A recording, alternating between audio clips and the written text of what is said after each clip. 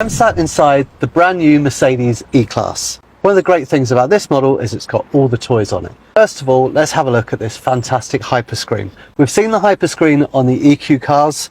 Here we've got it on the hybrid model.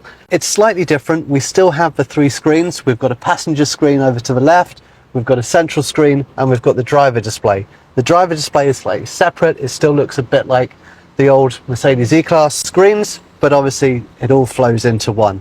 Let's look at some of the tech we've got on these screens as well. In here, we have a load of apps. This allows us to play some games. We've got Angry Birds. We can play Angry Birds while we're sat in the car, whether we're charging the battery on this or whether we're just parked up with the family or just want to sit and play a game. We've got TikTok on here.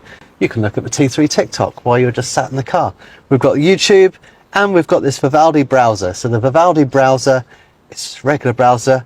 We can see the T3 website, or we can go onto some of our streaming sites. We can get Amazon Prime Video, we can get Disney Plus, we can get Netflix. If you go to that page, you can get all of your video streaming that you need through this browser on the center here.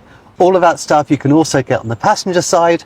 So while the driver is driving, the passenger can keep things on their display and not distract the driver and watch videos, play games, or just have a look at the navigation, whether they want to find a coffee shop or a restaurant when they're parked.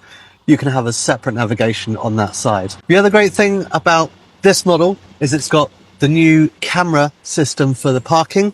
If we go into this, the parking gives you that top-down view, but it also has a nice little feature now that when you touch the screen, we can actually get a view around the car, and we can actually move this with our finger and we can see every part of the car.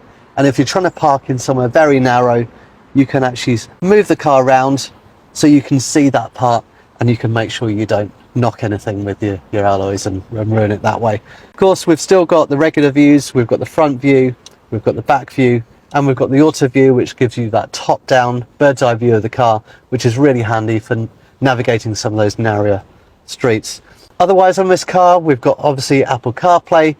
This has also got some of the music streaming built in, so you can get to your Apple Music, your Amazon Prime Music, or your Tidal straight from the car. That logs straight in, so you don't need to have your phone connected. That's going straight through the car's own SIM, and you've got that data connection there. It's an amazing car. I can't wait to spend a bit more time in it and give it a drive.